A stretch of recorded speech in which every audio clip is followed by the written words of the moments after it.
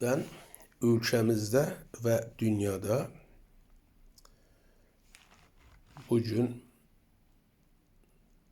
herkesin her türlü bilgiye en kolay, en kısa ulaşma imkanı olduğu bu dönemde sayısız televizyon kanallarının, radyoların, gazetelerin, dergilerin olduğu bu dönemde, sosyal medyanın olduğu bu dönemde, herkesin internete ulaşma imkanı olduğu bu dönemde, herkesin elinde akıllı telefon olduğu bu dönemde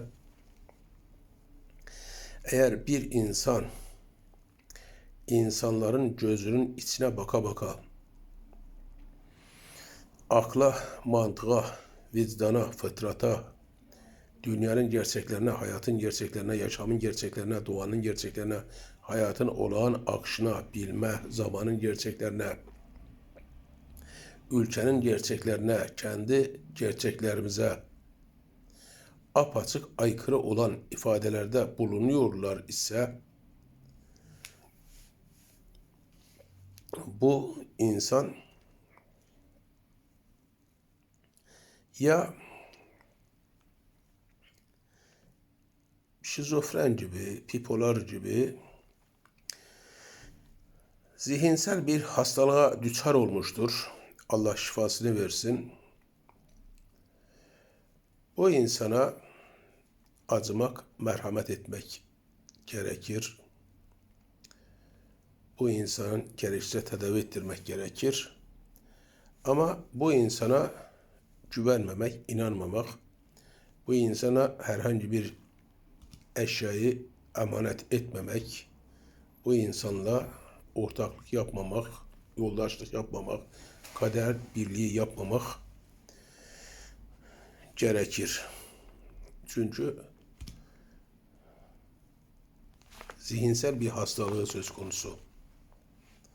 Ya da bu insan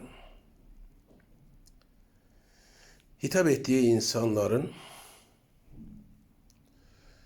mankurtlaştırdığı insanlardan oluştuğunu düşünüyor. Hitap ettiği insanların kendisinden korkan, kendisinden beklenti içerisinde olan insanlardan oluştuğunu düşünüyor. Hitap ettiği insanların yağcı, yalaka, kişiliksiz, omurgasız, ilkesiz, şahsiyetsiz kişilerden oluştuğuna inanıyor. Hitap ettiği insanların akledemeyen, düşünemeyen, düşünme ve muhakeme etme yeteneğini kullanamayan, her söylenene inanan canlılardan oluştuğunu düşünüyor. Hitap ettiği insanların yağcı, yalaka, kişiliksiz insanlardan oluştuğuna inanıyor. Yani hitap ettiği insanları insan olarak görmüyor. Hitap ettiği insanları kölesi olarak görüyor.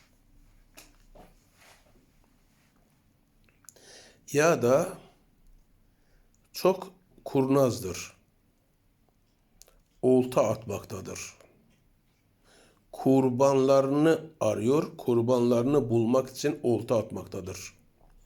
Mankurtlaştıracağı insanları bulmak için, köleleştireceği insanları bulmak için, istediği şekilde kullanabileceği insanları bulmak için olta atmaktadır.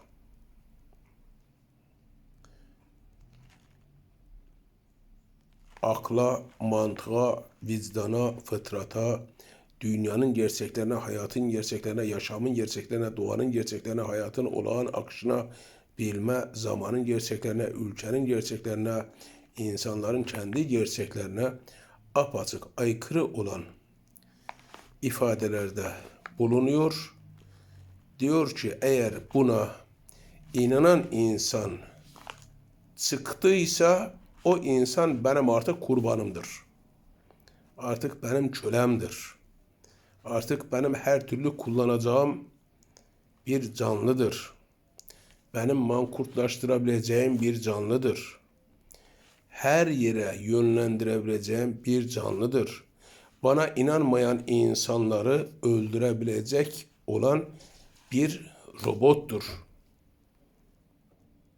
Bunları bulmak için olta atmaktadır. Bu oltaya gelinmemesi gerektiğini düşünüyorum.